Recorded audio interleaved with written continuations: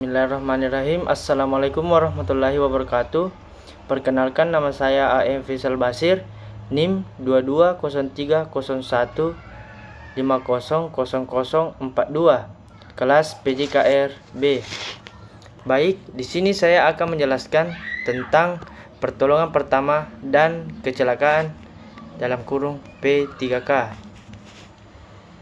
Baik, pertama itu pengertian pertolongan. Pertolongan pertama merupakan tindakan pertolongan yang diberikan terhadap korban dengan tujuan mencegah keadaan bertambah buruk sebelum si korban mendapatkan perawatan dari tenaga medis resmi.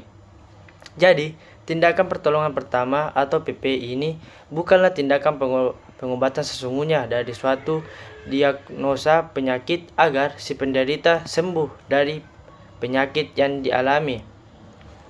Pentingnya pertolongan pertama. Pertolongan pertama yaitu pemberian pertolongan segera kepada penderita sakit atau cedera atau kecelakaan yang memerlukan penanganan medis dasar.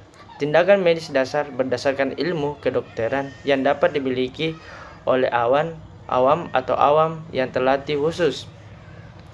Penolong yang pertama kali tiba di tempat kejadian yang memiliki kemampuan dan berlatih dalam penanganan medis dasar. Yang pertama itu tujuan pertolongan pertama.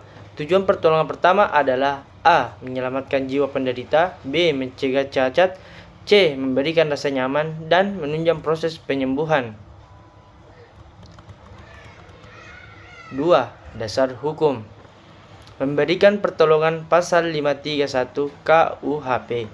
Barang siapa menyaksikan sendiri ada orang dalam keadaan bahaya maut, lalai memberikan atau keadaan bahaya atau mengadakan pertolongan kepada si penderita, sedang pertolongan itu dapat diberikannya atau diadakannya dengan tidak akan mengkhawatirkan bahwa ia sendiri atau orang lain akan kena bahaya, dihukum kurungan selama-lamanya. Yang ketiga, kualifikasi penolongan pertama. Kualifikasi penolongan pertama dapat dilihat sebagai berikut. Yang pertama itu jujur dan bertanggung jawab. Yang kedua itu profesional. Yang ketiga itu mempunyai kematangan emosi. Yang keempat itu pinset. Yang kelima itu alkohol 70%. Dan terakhir itu kapas. Prinsip dasar. Adapun prinsip-prinsip dasar dalam menangani suatu keadaan darurat tersebut diantaranya: pastikan Anda bukan menjadi korban berikutnya. Seringkali kita lengah atau kurang berpikir panjang bila kita menjumpai suatu kecelakaan. Sebelum kita menolong korban, periksa dulu apakah tempat tersebut sudah aman atau masih dalam bahaya. Sistematika pertolongan pertama. Secara umum, urutan pertolongan pertama pada korban kecelakaan adalah jangan panik. Yang kedua itu jauhkan atau hindarkan korban kecelakaan dari kecelakaan berikutnya. Yang ketiga itu perhatikan pernafasan dan denyut jantung korban. Yang terakhir itu pendarahan. Kasus-kasus kecelakaan atau gangguan dalam kegiatan alam terbuka. Berikut adalah kasus-kasus kecelakaan atau gangguan yang sering terjadi dalam kegiatan di alam terbuka. Berikut gejala dan penanganannya. Yang pertama itu pingsan atau syncope atau collapse.